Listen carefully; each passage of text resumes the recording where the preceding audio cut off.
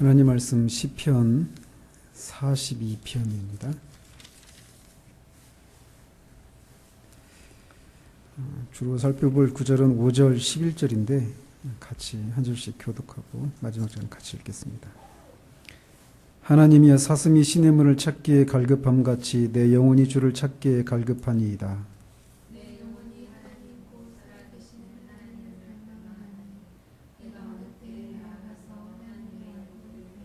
사람들이 종일 내게 하는 말이 내 하나님이 어디 있느냐 하오니 내 눈물이 주야로 내 음식이 되었도다.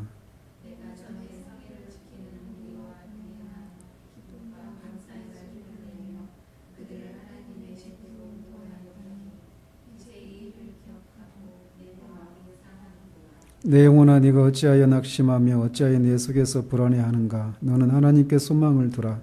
그가 나타나 도우심으로 말미암아 내가 여전히 찬송하리로다.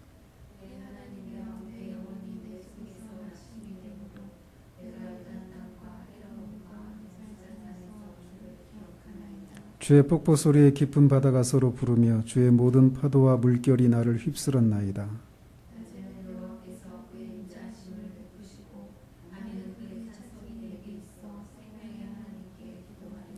내 반석이신 하나님께 말하기를 어찌하여 나를 잊으셨나이까. 내가 어찌하여 원수의 압제로 말미암아 슬프게 다니나이까 하리로다.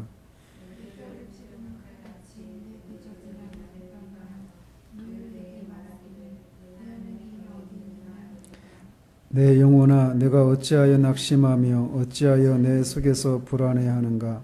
너는 하나님께 소망을 두라. 나는 그가 나타나 도우심으로 말미암아 내 하나님을 여전히 찬송하리로다. 오늘부터는 영적 침체를 하려고 합니다. 지난주까지 우리가 부흥에 대해서 살폈는데 부흥과 영적 침체는 서로 상반되는 그런 주제인데 우리가 연이어서 하게 되었습니다.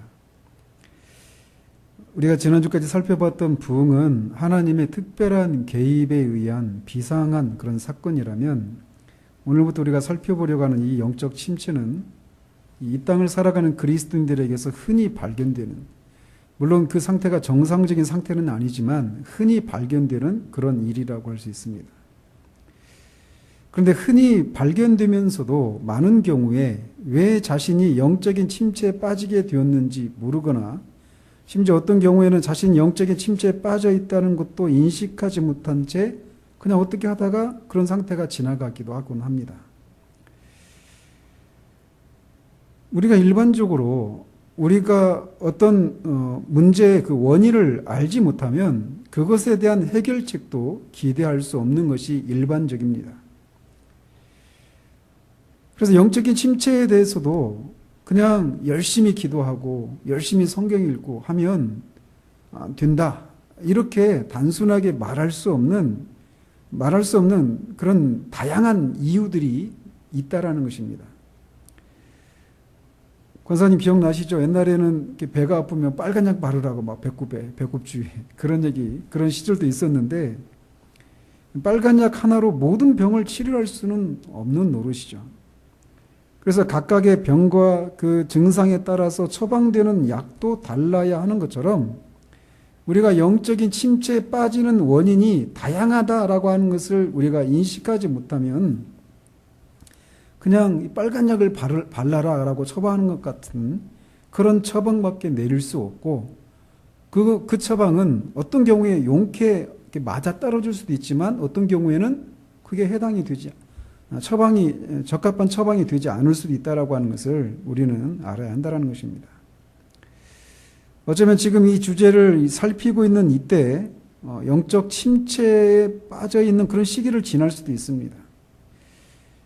그렇지 않을 수도 있는데 어쨌든 이 시리즈가 우리 모두에게 실제적인 그런 유익이 되기를 바랍니다. 오늘 우리는 이 시편 42편을 살피고 있습니다. 얼마 전에 시편을 어떻게 읽어야 하는지를 우리가 말씀을 드렸는데 시편은 인간이 이 땅을 살아가면서 겪는 다양한 그 삶의 정황 속에서 시인들이 자신의 경험을 솔직하고 적나라하게 토로하는 것을 우리가 볼 수 있다고 말씀드렸습니다. 그런 면에서 시편은 구약이나 신약의 하나님의 백성들에게 매우 인기가 있는 성경 중에 하나입니다. 시인들은 자신이 겪고 있는 어떤 어려움들을 가지고 때로는 두려움을, 때로는 용기를 가지고 때로는 후회나 회개를, 어떤 때는 소망과 위로를 쏟아냅니다. 그런 과정에서 오늘 시편 기자처럼 자신의 영혼과 더불어 대화를 나누기도 해요. 근데 공통적인 특징이 있다라면 이 시편에 나오는 이 실려 있는 모든 시의 시인들은 언제나 자기 자신에게 진실하다라는 것입니다. 다른 사람들에게 잘 보이기 위해서 긍정적이고 교훈적이고 소위 승리하는 모습만을 보여주려고 애쓰지 않는다라는 것이에요. 그들은 때로는 하나님이 정말 살아계신가? 하나님이 과연 선하신 분이신가? 공의로우신 분이신가? 하나님이 혹시 자신을 잊지 않으셨는가? 이렇게 죄를 범하고 실패한 자신에게 두 번째 삶의 기회는 사라지는 것은 아닌가와 같은 그런 깊은 의심과 회의에 빠져서 두려움과 절망 가운데 탄식하기도 합니다. 그들은 자신들의 상태를 감추려고 하지 않아요. 적나라하게, 진실하게 자신이 처한 어떤 그 문제들 앞에서 자신이 겪는 그 감정들을 진솔하게 얘기하고 있다는 것입니다. 그런데 우리는 어떻습니까? 실제 우리들의 삶을, 우리들의 어떤 이 땅을 살아가고 있는 우리들이 범하기 쉬운 오류 중에 하나가 무엇이냐면, 누군가가 이렇게 정말 하나님이 살아계신가? 그분은 선하시고 공의로우신가? 하나님 나를 잊으셨는가? 나 정말 이런 상황에서 하나님 나를 도우실까? 나를 기억하실까? 어떤 이런 근본적인 질문들 또는 어떤 여러 가지 그런 회의와 절망에 빠져서 누군가 이렇게 헤매고 있는 그런 모습을 보았을 때 우리는 그런 사람의 신앙에 대해서 폄하하기 쉽습니다. 만약 제가 그런 상황 가운데 있다라면 여러분들이 저를 보면서 어떻게 생각하시겠어요? 그래서 사람은 누구나 자신들에게 다른 사람에게 들키고 싶지 않은 그런 마음의 상태들을 적나라하게 누군가에게 솔직하게 얘기하기를 꺼려하거나 또 어려워하는 그런 분위기 속에 우리는 살고 있단 말이죠. 그런데 시편 기자는 바로 이런 자신의 모습을 진실하게 직면하고 그것을 정직하게 토로하고 있다는 거예요. 때로는 그런 질문들에 대해서 오늘 본문만 보아도 하나님이 그렇게 자신을 도우시는 하나님을 찬송하리로다 하지만 실제로 자신이 처한 그 질문에 하나님이 어떻게 응답하셨는지 우리는 알 수 없어요. 이 자체로. 그렇지만 그냥 이렇게 진실한 모습만으로 우리가 위로와 용기를 얻을 수도 있다는 거예요. 왜냐? 나만 이렇게 깊은 회의와 의심과 절망과 낙심 가운데 빠지는 건 아니구나 라고 하는 거죠. 시편은 그런 면에서 많은 하나님의 사람들에게 사랑을 받고 있는 책입니다. 오늘 시편 기자에게서도 우리는 그런 모습을 보게 됩니다. 어떤 이유인지 모르지만 시편 기자는 이 시편을 기록하고 있는 당시에 여호와의 집에서 공적인 예배를 드리지 못하는 상황이었던 것으로 우리는 유추할 수 있습니다. 그리고 그 시인이 처하고 있는 그 상황을 보면서 원수들이 네 하나님이 어디 있느냐? 하나님이 살아계시다며. 그런데 네 상황을 봐라. 네 상황 보면 하나님이 살아계신 것 같지 않은데? 라고 하면서 네 하나님이 어디 있느냐고 하는 그런 비방과 공격을 하고 있었습니다. 그런 상황에서 자신의 불행과 영혼의 그 깊은 곳으로부터 올라오는 그런 불안함들을 진솔하게 토로하고 있어요. 그는 하나님께 어찌해서 자신을 잊고 계신지 탄식하며 토로합니다. 어찌해서 원수들이 자신을 압제하고 비방해서 자신이 슬프게 다니게 되었는지 묻고 있어요. 그리고 그런 상황을 인해서 낙심이 되었습니다. 그런 상황 속에서 꿋꿋하게 전혀 그 상황에 영향을 받지 않고 남자답게 대장부답게 승리하고 있는 그런 모습이 아니라 낙심하고 있다라고 하는 것을 자신 안에 일어나고 있는 그 슬픔의 감정들을 진솔하게 토로하고 있다라는 것입니다. 그런데 우리의 관심을 끄는 것은 그가 이렇게 자신이 직면한 이 상황을 어떻게 대처하는가입니다. 이제 우리가 영적 침체라고 하는 주제를 살피려고 할 때 이 시편에서 시인이 자신이 처한 상황을 대처하는 방법에서 우리는 한 가지 일반적인 그런 치료 방법들을 발견하게 된다는 것입니다. 사실 이 낙심이 되는 그 여러 가지 상황을 인해서 침체에 빠져 있는 그 하나님의 사람들에 대한 이야기들은 이 시편 42편에만 여기에서만 발견되는 것이 아닙니다. 성경 곳곳에서 우리는 그것을 발견할 수 있어요. 그리고 이런 모습은 오늘날의 우리들에게서도 수시로 발견되는 그런 것이기도 합니다.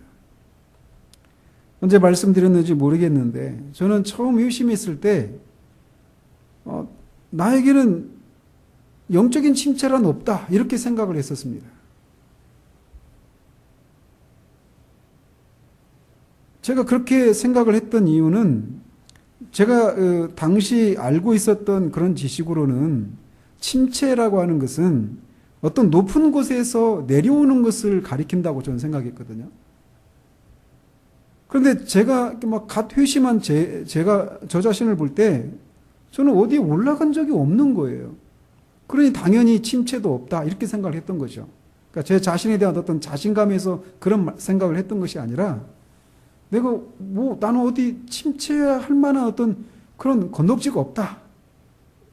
어떤 충만함을 경험한 적이 없기 때문에 이제 막 알아가고 누리고 있을 뿐인데 이런 내게 무슨 침체가 있을까? 이런 생각을 했던 거죠. 근데 얼마 지나지 않아서 그런 저에게도 영적인 침체라고 하는 것이 찾아왔었습니다. 그때 얼마나 두렵고 아무튼 두려움이 컸습니다. 나를 향하신 하나님의 그 사랑을 충만하게 누리고 있다가 갑자기 그게 사라졌을 때 어떻게 할 줄 모르고 당황하고 두려웠었습니다. 그러면서 이제 그 얘기 하려고 하면 기니까. 그러고 나서 그런 회복이 있게 되었는데, 그러고 나서 깨닫게 된 것은, 비록 제가 이 히말라야 같은 높은 산에 오른 적은 없지만, 아주 조그만 야트막한 그 언덕이라도 올라갔었기 때문에, 영적으로 살아난 그리스도인들은 누구라도 침체라고 하는 것을 겪기 마련이구나 라고 하는 것을 깨닫게 되었습니다. 그렇습니다. 우리 자신을 정직하게 돌아보면 이 영적 침체라고 하는 것, 이것을 누구도 원하지 않지만 이것을 경험하지 않고 이 땅을 지나가는 그리스도인들은 아무도 없습니다. 죽은 자들은 절대 침체가 없죠. 살아난 사람들은 침체라고 하는 것이 있게 된다는 것입니다. 그리고 그 원인들은 굉장히 다양해요. 우리가 이제 그런 것들을 구체적으로 하나하나씩 살펴갈 텐데. 그렇기 때문에 이 주제가, 영적 침체라고 하는 이 주제가 성경 속에서 자주 언급되고 있고, 우리의 현실 속에서도 빈번하게 경험되는 것이기 때문에 영적 침체의 원인이 무엇이고, 그 각각의 상황에 우리는 어떻게 처방을 해야 되는지에 대한 이것을 살피는 것은 매우 중요하다는 것입니다. 앞에서도 말씀드린 것처럼 원인이 다르기 때문에 그것에 대한 처방도 달라야 돼요. 한갓 똑같은 그런 처방으로 모든 원인들을 처리할 수 없단 말이죠. 그래서 이런 주제를 이렇게 살펴보는 것은 굉장히 중요합니다. 이것을 위해서 로이 존스는 두 가지 방법을 취합니다. 하나는 성경에서 그런 상태에 대한 확실하고도 주목할 만한 예들이나 설명을 찾는 거예요. 성경 속에서 이 영적 침체에 대한, 영적 침체 가운데 빠져 있는 그런 이유들, 그리고 그런 사례들을 찾는 거죠. 그리고 나서 그런 성경 속에 있는 상황과 비슷한 상황에 처했던 사람들의 경험을 통해서 이 성경의 원리를 입증하는 방식을 취하는 방식으로 이 영적인 침체라고 하는 이 주제를 살펴가고 있습니다. 그러나 그는 먼저 성경으로부터 시작을 해요.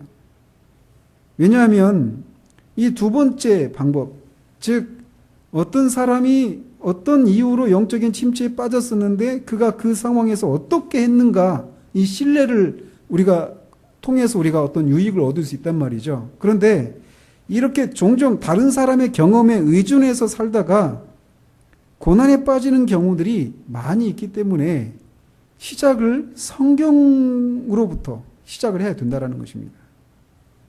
그래서 다른 사람의 경험보다 성경의 교훈을 먼저 살피고 우리는 그 원리들을 붙들어야 한다는 거예요. 그리고 그런 원리들을 실제적으로 어떤 사람들이 어떻게 적용했는지 이런 것들을 이렇게 살피는 방식으로 이 주제를 살피고 있다는 것입니다.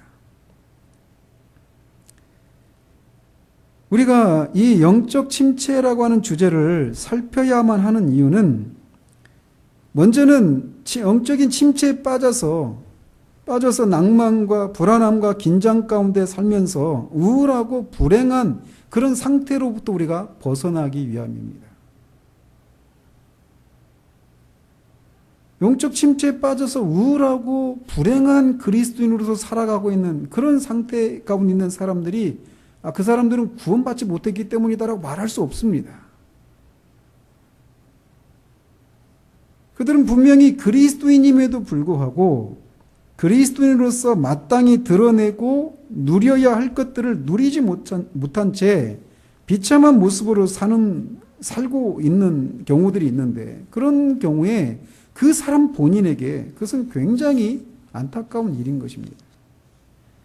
한 번밖에 없는 인생인데 기쁨을 상실한 채 우울하고 슬픔 가운데서 이 땅을 지나간다라고 하는 것은 매우 유감스러운 일이죠. 그래서 그런 상태 가운데 있을 수 있는 우리 자신을 포함해서 그런 상태 가운데 있는 사람들을 그런 상태에서 해방시키기 위해서 영적 침체라고 하는 이 주제를 살펴야 한다는 겁니다. 두 번째로 영적인 침체라고 하는 주제를 살펴야 하는 이유는 하나님의 나라와 하나님의 영광이라고 하는 차원에서도 필요하기 때문입니다. 로이 존스는 어떤 의미에서 침체된 기독교인은 자기 모순이라고 말을 합니다. 그렇지 않습니까? 그리스도인이 침체되어 있다. 이거는 모순이라는 거예요. 그리고 그렇게 침체된 상태 가운데 있는 한 복음이 전파되고 하나님 나라가 확장되는 것은 불가능하다라고 말을 합니다. 우리가 살고 있는 시대를 여러 가지로 규정할 수 있는데 로이 존스는 우리가 살고 있는 시대를 실용주의 시대라고 규정을 합니다. 실용주의라고 하는 것은 뭐냐면 어떤 것이 나에게 어떤 유익이 되는가, 실제적으로 나에게 어떤 유용성을, 어떤 유익을 가져다 주는가 라고 하는 것에 의해서 그것이 옳고 그름을 결정하는 그런 것을 실용주의라고 말을 합니다.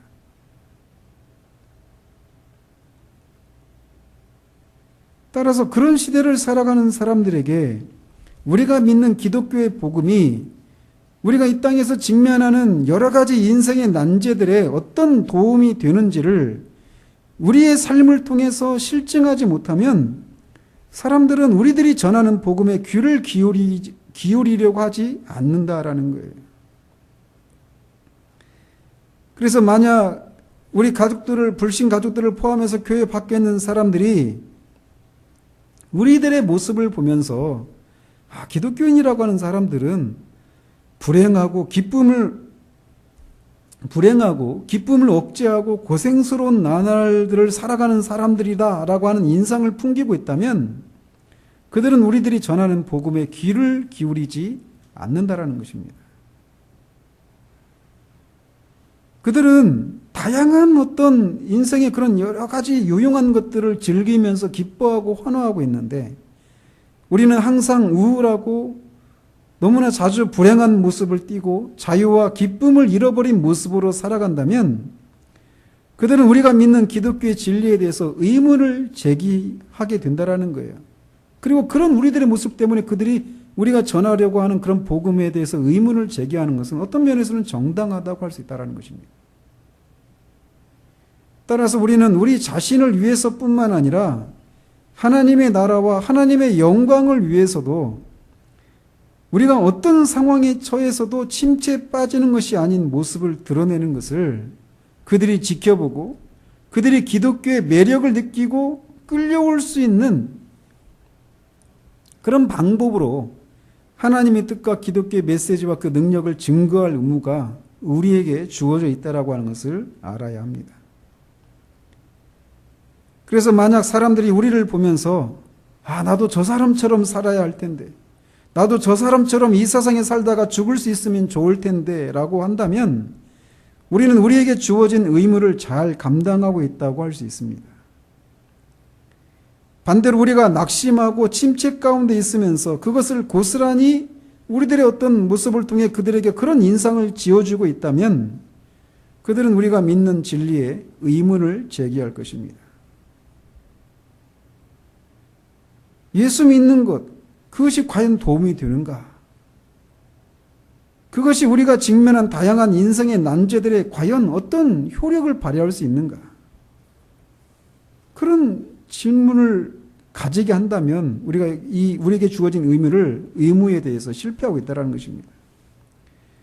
따라서 영적인 침체 가운데서 벗어나기 위한 노력들은 매우 중요해요.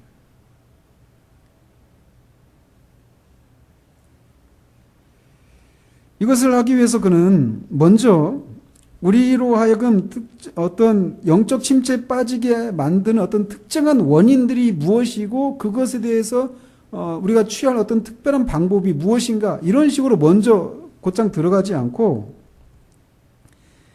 먼저는 일반적인 원인들, 영적 침체에 빠지게 만드는 일반적인 원인들이 무엇인지를 조사하고 그런 후에 특별한 상황에 대한 대처 방안을 찾는 방식으로 접근을 합니다. 먼저 이렇게 일반적인 원인들을 조사하고 그리고 나서 특별한 상황들에 접근하는 이런 방식으로 이 주제를 살피고 있다는 거예요. 이런 방식은 기독교 교회사 속에서 유명한 사람들이 그들의 삶과 그들의 책들을 통해서 취했던 방법이기도 합니다. 그런데 얼마나 종종 우리는 이런 일반적인 방법으로 시작해서 특별한 방법으로 접근하는 이런 방법이 아니라 조급증을 드러내면서 한꺼번에 모든 것을 해결받기를 원하는지 모릅니다. 모든 문제에 대해서 한 방에 그리고 짧은 시간에 답을 찾으려고 하는 이런 조급증은 영적인 분야에서 뿐만 아니라 모든 면에서 그런 조급증을 드러내는 시대를 우리가 살고 있어요. 그러나 현명한 스승은 먼저는 일반적인 원리를 가르치고 그 다음에 특별한 경우를 다룬다라고 로이 존스는 얘기합니다. 그리고 이 두 가지는 어느 하나만 얘기해서는 안 돼요. 일반적인 원리만 제공하고 특별한 어떤 경우를 제시하지 않는다든지 아니면 특별한 어떤 방법만 제시하고 일반적인 더 큰 그림에 해당되는 이런 것들을 제시하지 않는 이런 방식으로 해서도 안 된다는 것입니다. 이 두 가지는 항상 같이 가야 되고 또 순서도 지켜져야 돼요. 그래서 오늘은 이 영적 침체에 대한 이 일반적인 것들에 해당되는 것들 중에서 또 일반적인 것만 살피도록 합니다. 그래서 먼저 영적으로 침체된 상태가 어떤 상태인가라고 하는 것을 오늘 우리가 보려고 하는 이 본문을 통해서 먼저 살피고자 합니다. 그런 면에서 이 시편 본문에서 시인이 제공해주고 있는 이런 모습보다 영적 침체에 빠진 상태가 어떤 것인지를 잘 말해주는 본문이 없다고 있을 수 있습니다. 우리는 이 시편 속에서 낙심해서 풀이 죽어 있는 한 사람을 보게 됩니다. 아마도 우리가 그런 낙심 가운데 있는 이 시인을 우리가 직접 보았다면 아마 우리는 그를 보자마자 이 사람이 뭔가 어떤 어려움을 갖고 있구나 라고 하는 것을 금방 알아챘을 것입니다. 왜냐하면 영적 침체에 빠져 있을 때 그것은 어떤 형식으로든 밖으로 드러나기 마련이기 때문이라는 것이죠. 그래서 이제 보시면 그걸 어떻게 알 수 있느냐? 오늘 이제 11절과 5절과 11절을 우리가 살피려고 하는데 한번 보십시오. 먼저 11절을 보시면 내 영혼아 네가 어찌하여 낙심하며 어찌하여 내 속에서 불안해하는가? 너는 하나님께 소망을 두라. 나는 그가 나타나 도우심으로 말미암아 내 하나님을 여전히 찬송하리로다. 이렇게 되어 있어요. 또 5절을 보세요. 5절을 보면 내 영혼아 네가 어찌하여 낙심하며 어찌하여 내 속에서 불안해하는가. 여기까지 똑같죠. 그리고 너는 하나님께 소망을 두라. 여기까지도 똑같죠. 근데 차이가 있다면 그가 나타나 도우심으로 말미암아 여기까지도 똑같아요. 내가 여전히 찬송하리로다. 그래서 11절과 5절이 거의 똑같아요. 우리 가지고 있는 개정개혁판은. 그런데 이 개역 한글판이 있죠. 이전에 있었던. 거기에 보면 11절이 이렇게 되어 있어요. 내 영혼아 내가 어찌하여 낙심하며 어찌하여 내 속에서 불안하여 하는고 너는 하나님을 바라라. 여기까지는 큰 차이가 없어요. 너는 하나님께 소망을 두라 하고 너는 하나님을 바라라. 이런 차이만 있고 큰 차이 없습니다. 여기에 이 부분에 차이가 있어요. 우리 성경에는 개정판에는 나는 그가 나타나 도우심으로 말미암아 이렇게 되어 있는데 개역 한글판에는 나는 내 얼굴을 도우시는 내 하나님을 오히려 찬송하리로다 이렇게 되어 있습니다. 그리고 5절도 앞에 부분은 크게 다르지 않아요. 그런데 뭐가 다르냐면 그 얼굴의 도우심을 인하여 내가 오히려 찬송하리로다 이렇게 되어 있습니다. 그래서 개역 한글판에서는 11절과 이 5절에 어떻게 되어 있냐면 11절에 나는 내 얼굴을 도우시는 내 하나님을 오히려 찬송하리로다 이렇게 되어 있고 5절은 그 얼굴의 도우심을 인하여 이렇게 되어 있어요. 그래서 11절은 시인의 얼굴을 도우시는 하나님, 그리고 5절은 그 얼굴의 도우심. 그래서 하나님의 얼굴의 도우심. 그래서 이거를 개정개혁판에서는 의역을 해놨어요. 근데 원어는 개역 한글판이 더 원어에 가까운 번역입니다.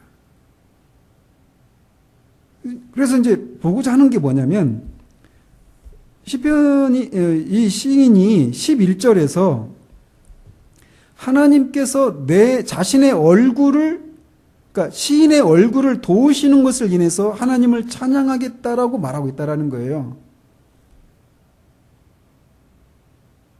그러니까 이것이 의미하는 게 뭐냐? 지금 이 시편 기자는 말씀드린 것처럼 낙담해서 영적인 침체 가운데 있는 상태란 말이에요.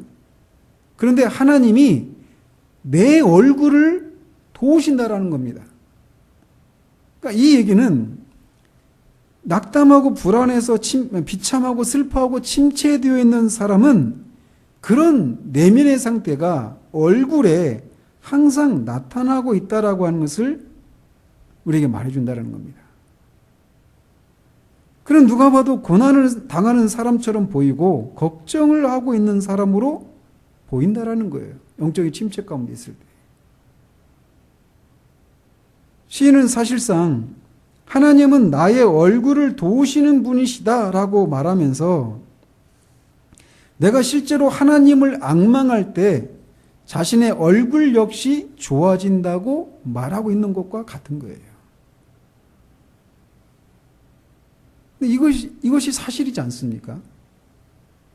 우리가 무엇인가로 고민하고 염려하고 고통스럽고 당황하는 상태 가운데서 있을 때 그게 고스란히 우리 얼굴이 나타납니다. 그런데 우리가 그런 상태에서 벗어나게 되면 우리는 침착해지고 평온해지고 우리의 삶의 균형이 잡히고 밝아지기 시작해요. 그리고 이런 모습들은 너무나 자연스러운 것이 우리에게 익숙한 것들입니다. 따라서 만약 우리가 침체되거나 불행한 가운데 있게 되면 그것을 좋아하든 싫어하든 간에 그런 우리의 내면의 상태가 우리의 얼굴을 통해 고스란히 나타나게 된다는 거예요. 이에 비해서 우리가 하나님과 바른 관계를 맺고 있고 그런 관계 속에서 오는 영혼의 만족과 감사와 평온함과 기쁨이 있을 때 그 모습이 또 우리 얼굴에 나타나기 마련입니다. 우리가 억지로 그런 웃음을 지으려고 애를 쓰지 않아도 자연스럽게 나타나게 되어 있어요. 우리는 억지로 이런 웃음을 지으려고 해서는 안 됩니다. 이건 정말 옳지 않은 거죠. 어쨌든 우리의 얼굴은 우리의 내면이 어떤 상태 가운데 있는가를 말해주는 것이라는 거예요. 이 시인의 상황을 한번 생각해 보도록 하죠. 그는 철로역정에서 크리스천이 십자가의 언덕에 다다르기 전에 그의 등에 계속해서 그 죄짐이 있었잖아요. 그런 것처럼 이 시인도 세상의 짐을 모두 지고 있는 것처럼 보여집니다. 그는 기진에 있고 원수들의 비방에도 침묵하시는 하나님을 인해서 슬퍼하고 고난 중에 당황하고 있습니다. 그는 3절에서 내 눈물이 주야로 내 음식이 되었도다 라고 말을 합니다. 그는 슬퍼하면서 눈물을 흘리고 있어요. 지금 그는 자신에게 닥친 감당할 수 없는 상황을 인해서 두려워하고 당황해하고 있는 것입니다. 그리고 자신의 상황을 걱정하고 있는 거예요. 그를 비방하며 괴롭히는 원수들로 인해서 그 고통은 더 가중되어 있는 상황입니다. 도무지 앞이 보이지 않고 언제까지라도 그런 상황이 계속될 것 같은 암담함이 그를 짓누르고 있는 상황입니다. 그리고 그런 상황은 하나님이 자신을 잊으신 것 같은 상황이었어요. 그래서 그는 외롭고 두려움 가운데 하나님께 탄식하고 있는 것입니다. 그런 자신의 감정을 억제하지 못하고 있어요. 그리고 자신이 겪고 있는 그런 고난은 그로 하여금 식욕을 잃게 만들어서 눈물이 그의 음식이 되었다라고 탄식하고 있습니다.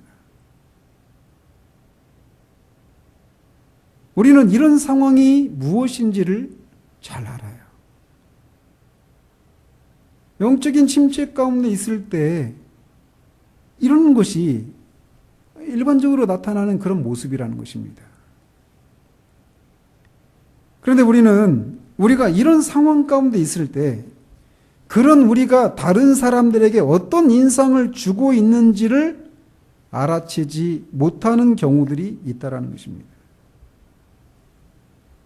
그런데 앞에서도 말씀드린 것처럼 우리들의 얼굴이 다른 사람들에게 우리가 믿는 기독교에 대해서 어떤 인상을 지워준다라고 하는 것을 우리가 그런 상황 가운데 생각한다면 영적인 침체 가운데 있을 때의 상태에 대해서 그 상태가 어떤 것인지를 그 영적인 침체 가운데 있는 그 상태의 그 객관적인 사실을 주시하는 것은 그리 나쁜 일이 아니라는 것입니다.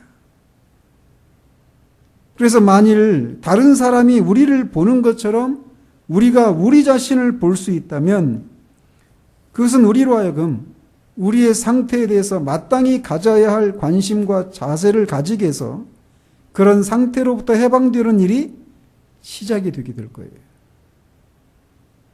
근데 영적인 침체 가운데 있는데 그것이 다른 사람에게 영향을 미친다라는 것이죠. 그렇게 될 때 우리가 믿는 것에 대해서 그 사람에게 어떤 영향을 미친다라고 하는 것을 생각하면 영적인 침체 가운데 있는 내 상태에 대해서 우리가 마땅히 가져야 될 그런 관심과 진지한 자세를 우리가 가지게 된다는 거예요. 그런 걸 인식하는 것이 영적인 침체로부터 해방되는 데 있어서 처음에 우리가 있어야 될 것이라는 거죠. 우리가 아무것도 먹고 싶지 않고 아무도 만나고 싶지 않고 눈물을 흘리고 침체되어 슬퍼하는 그런 사람으로 다른 사람들에게 나타난다면 또 모든 비참함으로 인해서 정신을 못 차리고 우리가 보여주는 모습이나 인상이 그 사람들에게 침울함과 침체뿐인 그런 사람으로 보여지는 그러고 있는 자신을 우리가 이렇게 주시해 보는 것은 우리에게 매우 유익을 가져다 주는 것입니다. 침체 가운데 있는 시인이 하나님께서 자신의 얼굴을 도우신다는 것을 통해서 침체 가운데 있는 사람들은 자신의 얼굴과 인상을 통해 다른 사람들에게 그가 믿는 바가 그런 난제들 앞에서 아무런 도움도 유익도 주지 못한다라고 하는 인상을 주게 된다고 말하고 있는 거예요. 따라서 우리는 우리 자신이 지금 다른 사람들에게 어떻게 비춰질지를 생각할 때 침체 가운데 있는 그런 상황에 대해 보다 더 진지한 자세로 임해서 우리가 그런 침체 가운데 이르게 된 원인이 무엇이고 그런 상태로부터 어떻게 벗어날 수 있는지에 대해서 더욱 진지한 관심과 마음을 기울이게 된다는 것입니다. 그리고 그것이 침체로부터 벗어나게 되는 일들이 시작되게 된다는 것을 우리가 기억해야 한다는 거예요.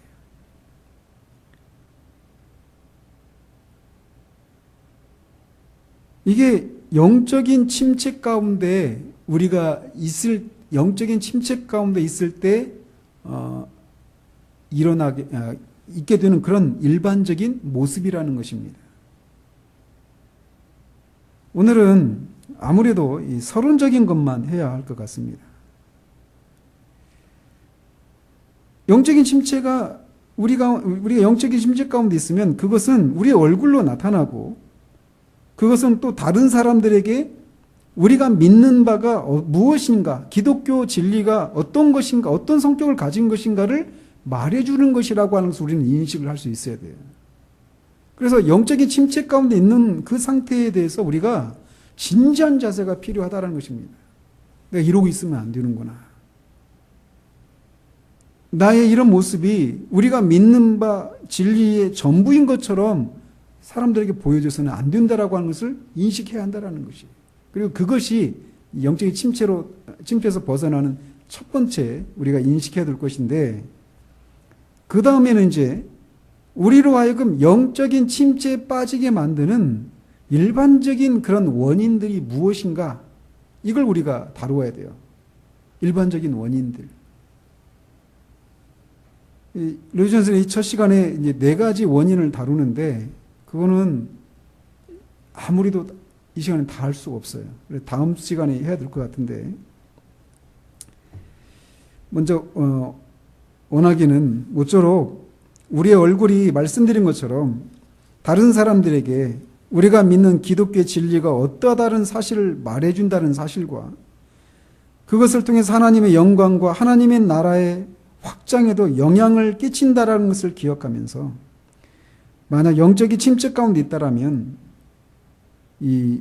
우리가 살펴보게 될 이런 영적인 침체 원인과 또 실제로 거기에 어떤 원인에 의해서 우리가 영적인 침체에 빠졌는지 이것을 알고 그 상태에서 해방되기를 힘쓰는 그런 일들이 우리에게 있어야 한다는 것입니다.